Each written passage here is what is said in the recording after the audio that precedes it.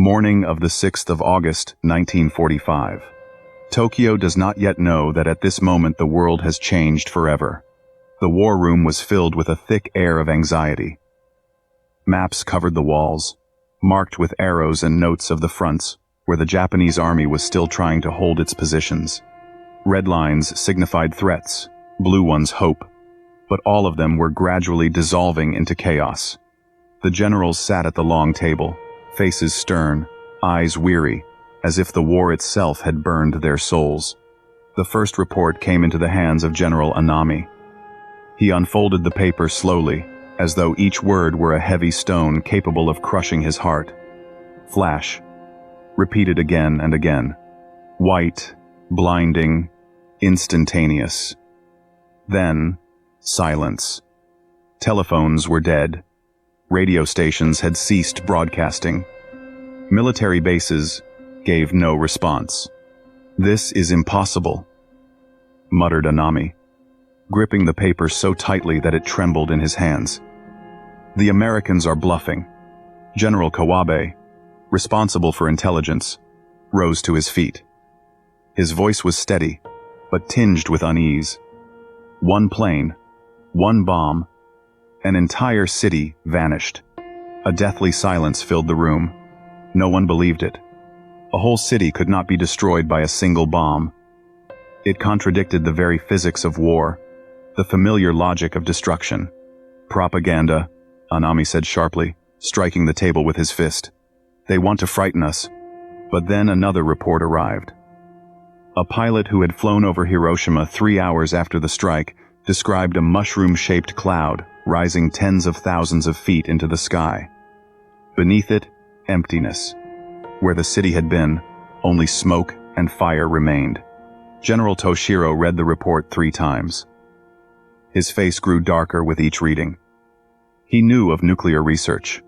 Japan itself had tried to create such a weapon, but their program was too small, too incomplete.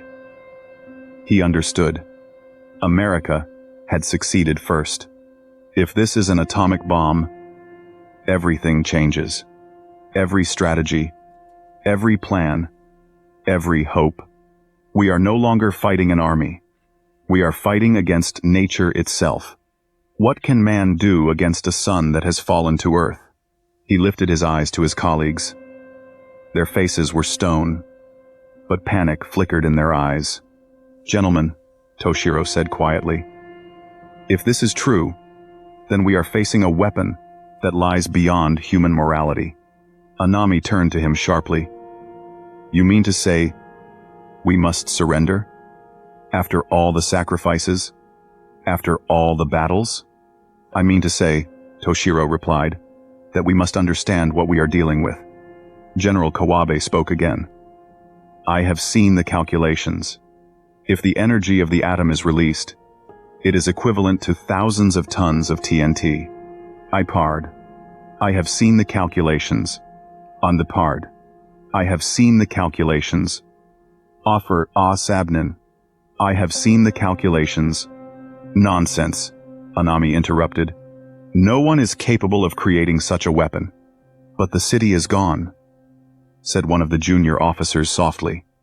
His voice trembled, but his words were clear. "I am from Hiroshima. My parents live there. And now, there is nothing." The room fell into silence. Even Anami found no answer. Outside, Tokyo lived its ordinary life. People hurried about their business, unaware that at this moment their fate hung by a thread. Inside the room, the air was heavy, as though history itself pressed down on every shoulder. The generals exchanged glances. Some tried to maintain cold composure, others could not hide their fear. Papers rustled, pencils scratched across maps, but all of it seemed meaningless. "They want to break us. America thinks we will falter, but Japan does not surrender. Honor is more important than life. Better to die in battle than live in shame. Even if the world collapses, we will stand." He rose and said aloud, "We will continue to fight." But deep within his soul, doubt was already taking root. He saw Toshiro's eyes, full of understanding and dread. He heard the words of the officer who had lost his family. He felt the tremor in his own hands. And though he spoke of honor, another voice echoed in his heart. What if this is the end? What if we are fighting against a force that cannot be defeated? 7. Ender. What if this is the moth? The room sank into silence.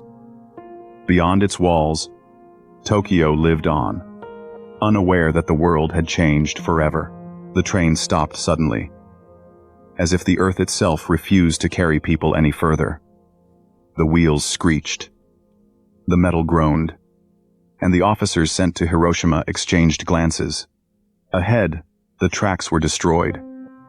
Rails twisted as though melted by the fire of heaven. Sleepers charred, and the air smelled of burning. On foot from here? Said the senior officer, his voice sounding as though he himself did not believe what he was saying. The group moved forward. Each step echoed with anxiety in their hearts. They knew. Ahead, there should be a city alive, noisy, full of people. But the closer they came, the heavier the silence pressed upon them. On a hill they stopped.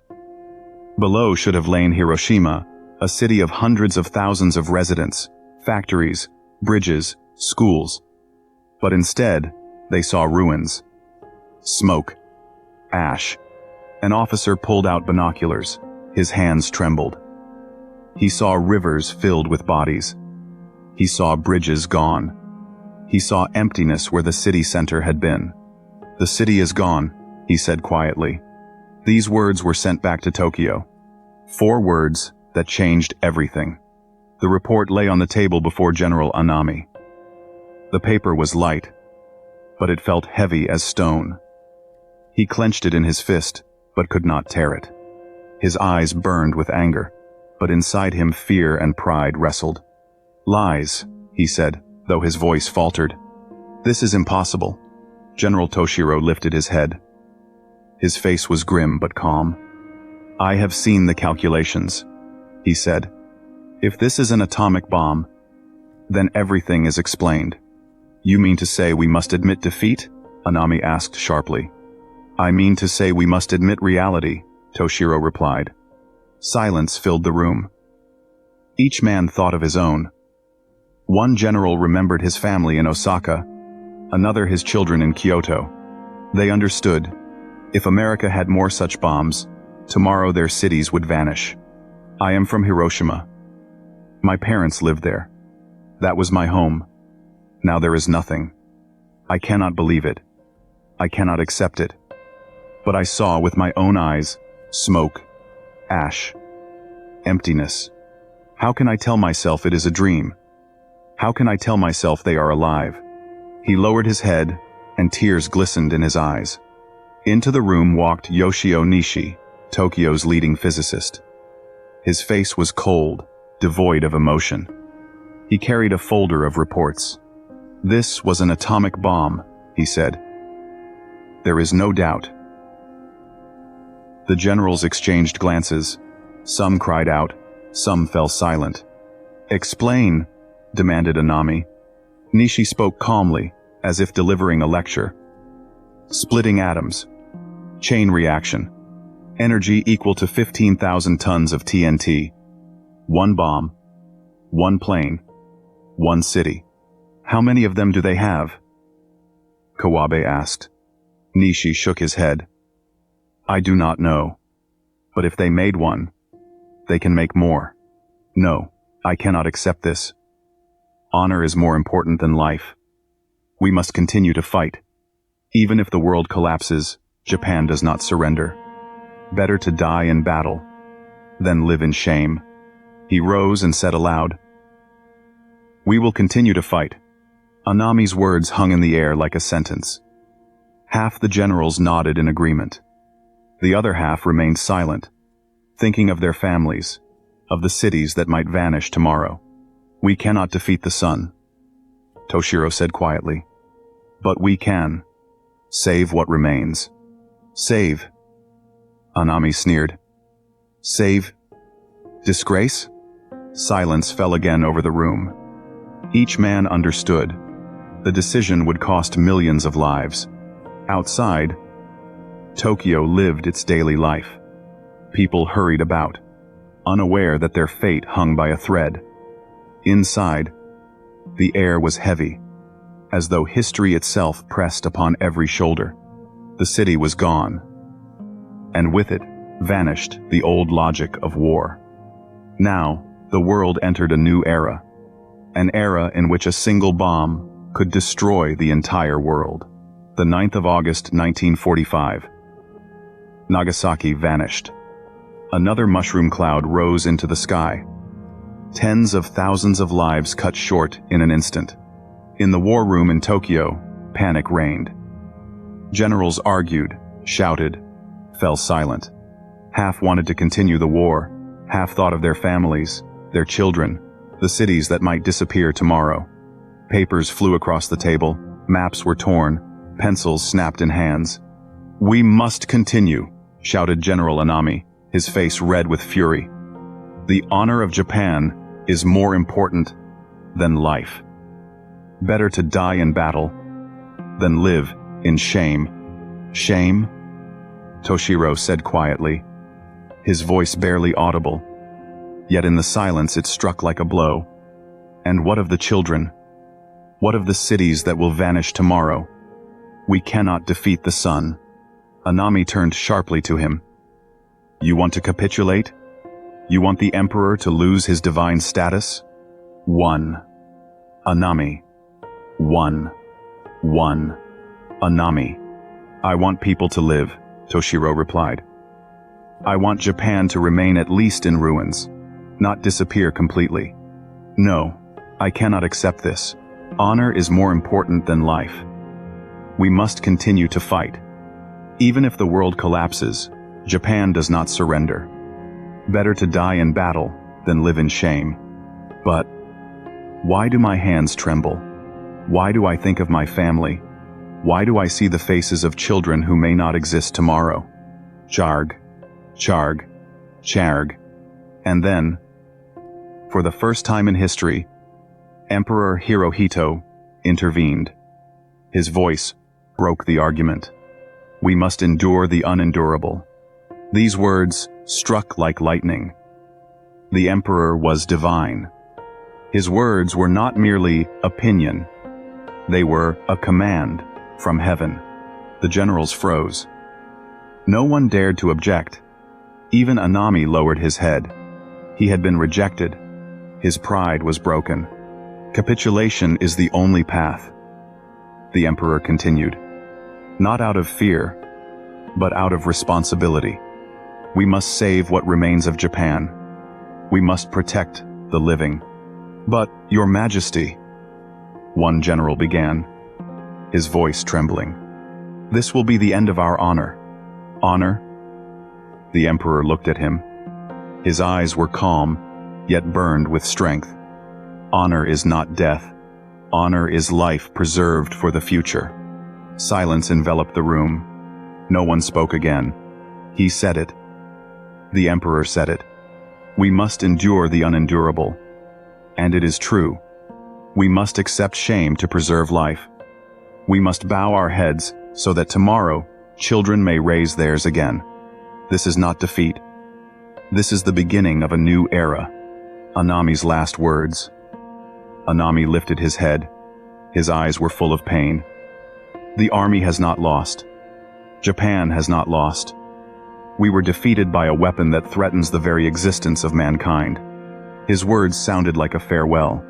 Outside, Tokyo lived its daily life. People hurried about, unaware that their fate hung by a thread. Inside, the air was heavy, as though history itself pressed upon every shoulder. On August 11, Japan sent a message to America. They would surrender. If the emperor remained, America agreed. The war was over. But for Anami, it was not the end. On August 14, he sat alone in his office. His letter was calm, steady. He apologized to the emperor for not being able to win, for surviving while so many had died. "I cannot live with this shame. I cannot live with capitulation. I must leave. Let my death be the symbol of the end of the old era. Then he committed seppuku.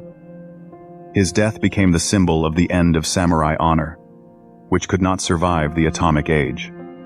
On August 20, the Japanese command officially acknowledged the atomic bomb was a weapon beyond the bounds of human morality, and the world understood. A new era had begun, an era in which a single bomb could destroy the entire world. Generals, officers, scientists all understood. Their decisions had changed history. Their words became a bridge between past and future. The emperor said, "We must endure the unendurable." And those words became the symbol of a new Japan. If this story moved you, if you believe that memory and strength of spirit must live on, support our project. Subscribe to the channel so you don't miss new stories of soldiers, their trials, and their victories. Each subscription is a step toward ensuring their voices are heard louder and their sacrifice is never forgotten.